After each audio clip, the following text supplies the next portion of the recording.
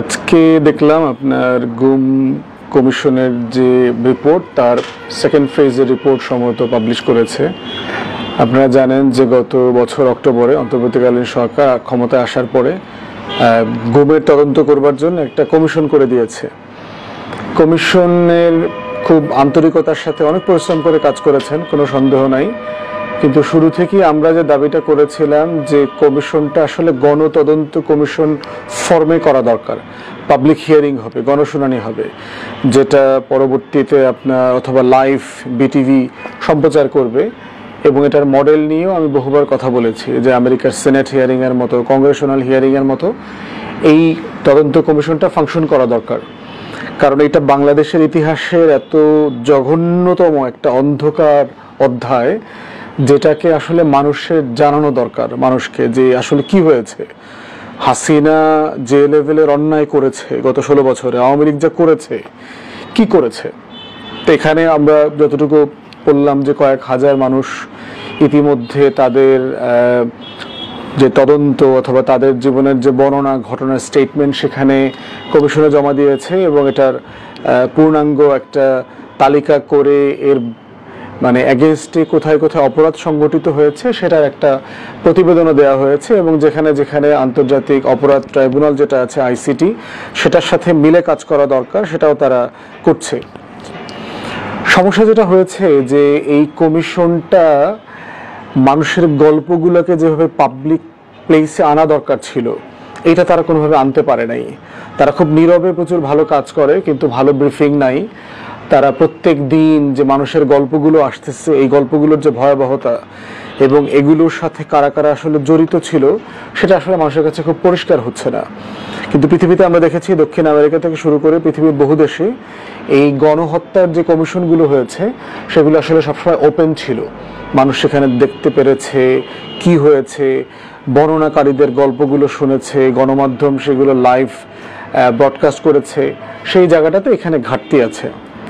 এবং আজকে পত্রিকাতে যেগুলো দেখলাম আপনার, যে নির্যাতন র্যাবের সেলগুলোতে, আয়নাঘরে যে নির্যাতন হয়েছে তার কিছু বর্ণনা সেখানে আসছে। যেমন ধরেন আপনার ওয়াটার বোর্ডিংয়ের কথা আসছে।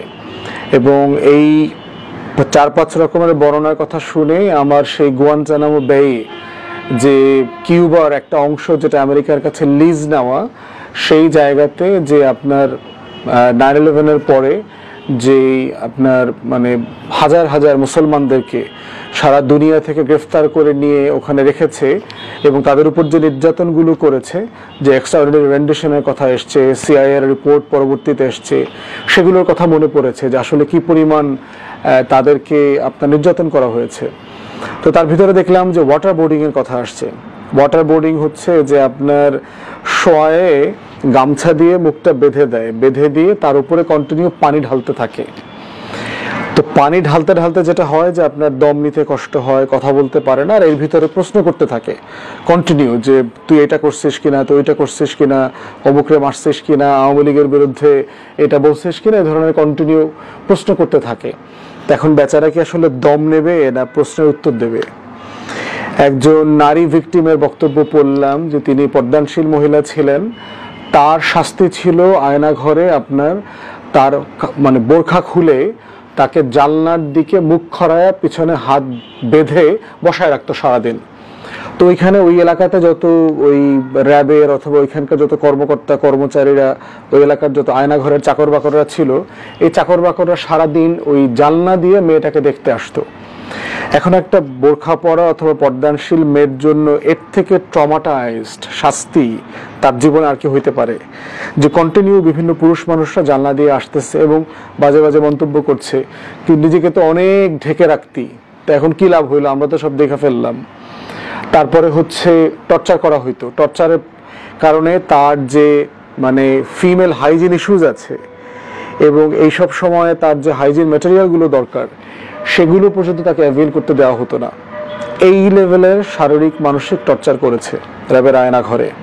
তারপরে ইলেকট্রিক চেয়ারের কথা তো আপনারা কমনলি শুনেছেন, যে ইলেকট্রিক শক মানে চেয়ারটা দিয়ে ঘুরাইতো। তো অনেকক্ষণ ধরে ঘুরাইলে পরে যেটা হয়, কন্টিনিউয়াসলি বমি হয়, বমি হওয়ার পরে মাথা ধরে, ঘুমানো যায় না। আর একটা শাস্তি ছিল আপনার কমন শাস্তি, সেটা হচ্ছে ইলেকট্রিক শক। পার্টিকুলারলি যেটা হয় যে বন্দিকে বলা হইতো যে তুমি পেশাব করো, তো পেশাব করা অবস্থায় ইলেকট্রিক শকটা দেওয়া হইতো প্রাইভেট পার্টে। তখন যেটা হইতো যে আপনার পুরো শরীরটা কেঁপে মনে হইতো যে সে উঠতেছে, কয়েকতলা বিল্ডিং এর ছাদের উপরে উঠে গেছে। ঘুমাইতে দেওয়া হতো না, আপনার 5,000, 10,000, 15,000 মেগাওয়াটের লাইট জ্বালায় রাখতো সারাদিন, তাকে ঘুমাইতে দেওয়া হতো না। তো এই স্লিপ ডেপ্রিভেশনের কারণে যেটা হতো, মানুষ পাগল হয়ে গেছে। বহু ছেলে মেয়ে আছে যারা আসলে চোখের সমস্যা হয়েছে, যেমন ব্যারিস্টার আরমান, যাকে কয়েক মাস আগে আপনার যার বর্ণনা শুনছিলাম, তো ব্যারিস্টার আরমান বলছিল যে তার দুইটা চোখ বেঁধে রাখার কারণে এবং অনেক লাইটে ঘুমাইতে না পারার কারণে বহু বছর, 7-8 বছর ধরে চোখ দুটোর পাওয়ার হয়ে গেছে এবং চোখের সার্জারি করতে হয়েছে। তাহলে এই লেভেলের নির্যাতন, এবং এই কমিশনে বলেছে যে এই কমিশনে গুম খুনের সাথে হাসিনা সরাসরি জড়িত। তারেক আহমদ সিদ্দিকী নামে যে ডিসগ্রেসড সামরিক বাহিনীর কর্মকর্তা ছিল, শেখ হাসিনার আত্মীয় ক্রিমিনাল, সে এটার সাথে ইনভলভ। ইভেন ভারতের ইনভলভমেন্টের কথা এখানে আসছে, যে গুম করা, ওই পারে ফেলে দেয়া, নির্যাতন করার সাথে ভারতও স্টাবলিশমেন্ট আকারে এখানে ইনভলভ ছিল। এই তথ্য প্রমাণের কথা গুম কমিশন বলেছে। তো এখন প্রশ্ন হচ্ছে যে যারা জুলাই আগস্টের 1 বছর পূর্তি না হতেই আওয়ামী লীগকে রাজনীতিতে ফিরে পেতে চায়, নির্বাচনে অংশগ্রহণ করাতে চায়, পুনর্বাসন চায়, বাংলাদেশের কিছু অংশ চায়, বাংলাদেশের সামরিক বেসামরিক আমলারা চায়, সুশীল সমাজ চায়, ভারত চায়, দিল্লির পুরো এই যে গোলাম চক্র আছে তারা সবাই চায়। তারা আসলে কি চায়? তারা কি শুধু দিল্লি এবং আওয়ামী লীগের আধিপত্যবাদ ফেরত চায়, না তারা আসলে গুম খুনের সেই স্বর্গরাজ্যটা ফেরত চায়? এবং সবচেয়ে সারপ্রাইজিং যেটা, এগুলোর সাথে ইনভলভ যে সকল কমান্ডিং অফিসাররা ছিল, আপনার গোয়েন্দা সংস্থার প্রধান ছিল, যাদের বিরুদ্ধে গ্রেফতারি পরোয়ানা জারি করা হয়েছে, তাদেরকে পর্যন্ত বিচারের মুখোমুখি করতে দেয়া হচ্ছে না। তাদেরকে এই মানবতা বিরোধী অপরাধের যে ট্রাইব্যুনাল আছে তার কাছে সোপর্দ করা হচ্ছে না। তাহলে দেখেন পুরো এস্টাবলিশমেন্ট, দেশে 1400 শহীদের রক্তের উপরে একটা গণ অভ্যুত্থান হয়েছে, 26,000 লোক প্রতিবন্ধী হয়ে গেছে, 600-র উপরে লোক অন্ধ হয়ে গেছে। সেই রকম একটা বাস্তবতায় সংস্কার বিচারের দাবি যখন সব জায়গা থেকে তোলা হচ্ছে, এটাকে ব্যর্থ করবার জন্য প্রতিনিয়ত চেষ্টা করে যাচ্ছে একটা শ্রেণী। এবং তারা কারা, এইটাও খুব পরিষ্কার হয়ে গেছে গুম কমিশনের রিপোর্টে। এখন এই বাস্তবতায় আমরা নতুন বাংলাদেশটা করব কিভাবে? সেই জন্য হচ্ছে যেটা গুরুত্বপূর্ণ আমাদের মনে রাখা, সেটা হচ্ছে যে বাংলাদেশ 2 করবার ক্ষেত্রে আমাদের শত্রু কারা, এটা নতুন করে আবার ভাবা। মির্জাফর, লেন্দুবদর্জি কারা, যারা নতুন করে এই গণ অভ্যুত্থানটাকে ব্যর্থ করে আগের দিল্লির আধিপত্যবাদ এবং আওয়ামী লীগের বাংলাদেশে ফেরত নিতে চায়, এবং তারা এখনো চাকরিতে বহাল তবিয়তে আছে। আমাদের আমলাতন্ত্র বলেন, আমাদের আর্ম ফোর্সেসের সিনিয়র লিডারশিপে বলেন, তারা সব জায়গাতে আছে।